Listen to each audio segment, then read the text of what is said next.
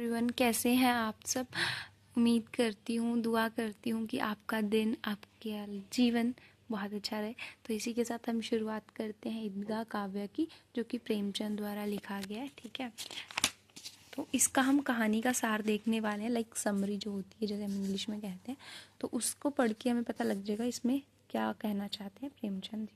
ठीक है, ईदगाह शीर्षक कहानी का सार अपने शब्दों में लिखिए। क्वेश्चन भी आता है तो आप लिख सकते हैं। ठीक है, ईदगाह मुंशी प्रेमचंद की सुप्रसिद्ध कहानी है। प्रस्तुत कहानी में लेखक ने जहां एक छोटे से गरीब मुस्लिम परिवार की आर्थिक स्थिति का यथार्थ चित्रायं चित्रांकन किया है वहीं ईद जैसे पावन पर्व के महत्व पर भी प्रकाश डाला है। ईद के त्योहार के माध्यम से मुस्लिम संस्कृति के उदात्त पक्ष को उजागर करने का लेखक का प्रयास सफल रहा है।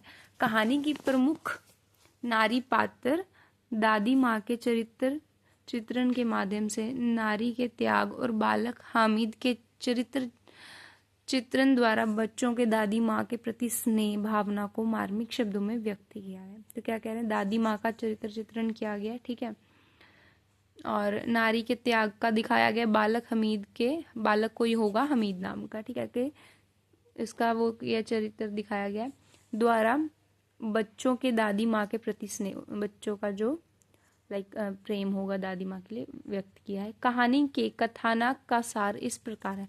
कहानी के आरंभ में बताया गया है कि रमजान के पूरे 30 रोजों के बाद ईद का पावन पर्व आता है। ठीक है, 30 रोजों के बाद ईद का पावन पर्व आता है।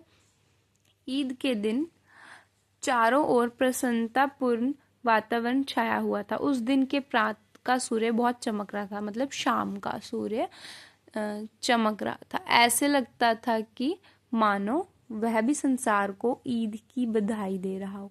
गांव में भी पूरी चहल पहल थी। गांव का वातावरण उल्लासमय था। गांव के बूढ़े जवान व बच्चे ईदगाह जाने की तैयारी कर रहे थे। गांव के लड़के सबसे अधिक खुश थे। वह नए नए वस्त्र पहने हुए थे और अपने अपने पैसे गिन रहे थे। हामिद भी खुश था। कोई करेक्टर होगा हामिद। ठीक है, उसके पास हामिद, यहाँ पे हमने पढ़ा था ना बालक हामिद, उसके पास केवल 3 पैसे थे। जिस ईद का प्रतिदिन नाम रटा जा रहा था, आज वह ईद आ गई थी। बच्चों के मन में सेवैयां खाने की प्रसन्नता मचल रही थी। आई थिंक ये सेमिया कहते हैं हम, वो उसी का नाम लिया जा रहा है, सेवैया। आई डोंट नो, अगर मतलब मुस्लिम में कोई अलग तरह का पकवान हो तो। गांव के सभी बच्चों में से हामिद के पास कम पैसे थे, किंतु वह सबसे अधिक खुश था। वह 4-5 वर्ष का गरीब सूरत वाला दुबला पतला लड़का था। उसके माता पिता अल्लाह को प्यारे हो गए थे, मतलब ठीक है, समझ ही गए हो तुम। वह अपनी दादी अमीना, अब यहाँ पे एक और करेक्टर आ गया, उनकी दादी का नाम अमीना के साथ रहता था। हामिद को बताया गया था कि उसके अम्मी अब्बा उसके लिए बहुत अच्छी अच्छी चीजें लेने गए हैं। उसके अब्बाजान बहुत सी थैलियों में रुपए भर कर लाएंगे।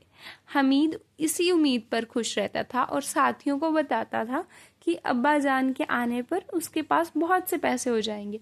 किंतु उसकी अभागिन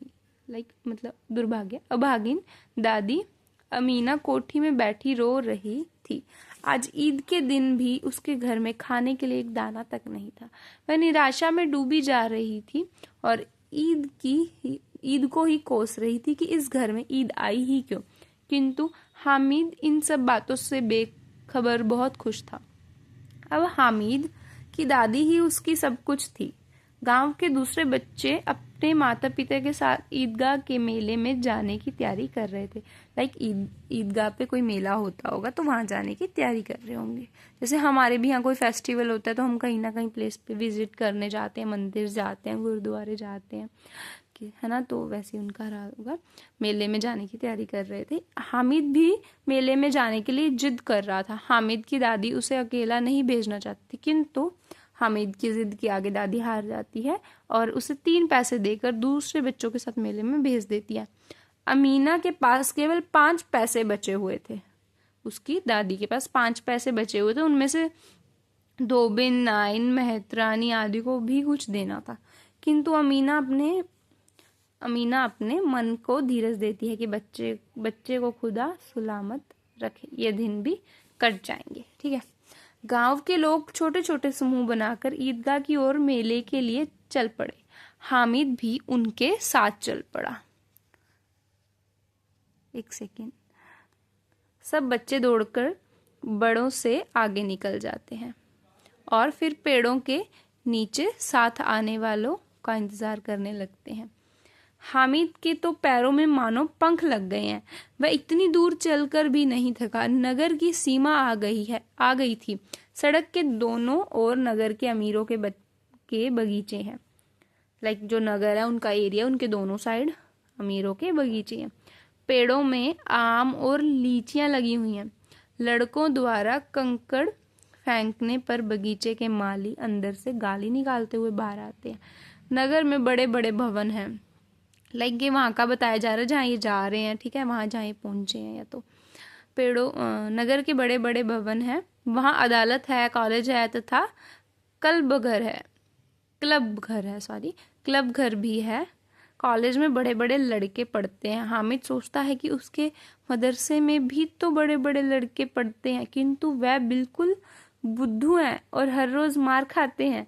बच्चे क्लब घर के विषय में भी तरह तरह की बातें सोचने लगते हैं। गांव के बच्चे नगर के लोगों पर तरह तरह की फबितियां कसते हैं, लाइक टॉन्टिंग वगैरह। गांव के बच्चे नगर के लोगों पर, ठीक है, लाइक गरीब बच्चे अमीरों पर, लोगों पर तरह तरह की फबितियां कसते हैं। सॉरी, मेरा कोई वैसा इंटेंशन नहीं था कि गांव के लोग गरीब होंगे, लाइक उन्होंने पहले बोला तो मैंने उसको एग्जाम्पल दे दिया।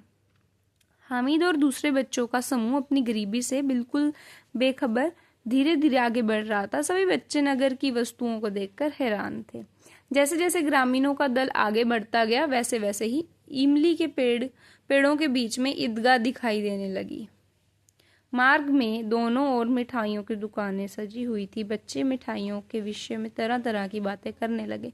ग्रामीणों का यह समूह कुछ और आगे बढ़ा तो इन्हें ईदगाह पर हजारों लोग पंक्तियां बनाकर खड़े हुए दिखाई दिए, लाइक ग्रुप बनाए, ठीक है, लाइन बनाए। ये सब लोग नमाज अदा करने के लिए खड़े थे। गांव से आया यह दल भी इन लोगों के पीछे जाकर खड़ा हो गया। आगे जगह नहीं है, यहाँ धन और पद नहीं देखा जाता। इस्लाम की दृष्टि से में सब बराबर हैं। हाँ, ठीक है, तो हमें पता है हम धर्म में सबको बराबर माना जाता है, स्पेशली इस्लाम में वो बिल्कुल भी ऐसा नहीं देखते हैं छोटा बड़ा, सब बराबर। इस्लाम में चीज़ ज़्यादा रखी जाती है। हिंदुओं में फिर भी कर लेते हैं थोड़ा बहुत भेदभाव हम, बट इनमें बहुत ज़्यादा ये चीज़ें रहती हैं कि सब बराबर है। कितना सुंदर संचालन है तथा व्यवस्था भी बहुत सुंदर है। लाखों सिर एक साथ सजदे के लिए झुक जाते हैं। सबके सब एक साथ खड़े हो जाते हैं, एक साथ घुटनों के बल बैठ जाते हैं। यह क्रिया कई बार दोहराई गई। ऐसा नमाज के वक्त किया जाता है इस्लाम धर्म में, ठीक है। मुस्लिम भाई देखे होंगे आपने करते हुए। नमाज अदा करने का यह दृश्य अत्यंत भव्य था।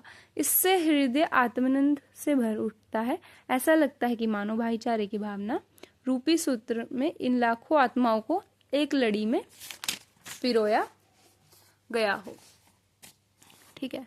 इस प्रकार नमाज अदा करने की रस्म पूरी हुई। लोग एक दूसरे के गले मिलने लगे। इस अवसर पर सभी लोग आपसी भेदभाव भूलकर मानो नया जीवन आरंभ करने लगे हो। नमाज की समाप्ति के पश्चात लोग मिठाइयों की दुकान पर टूट पड़े।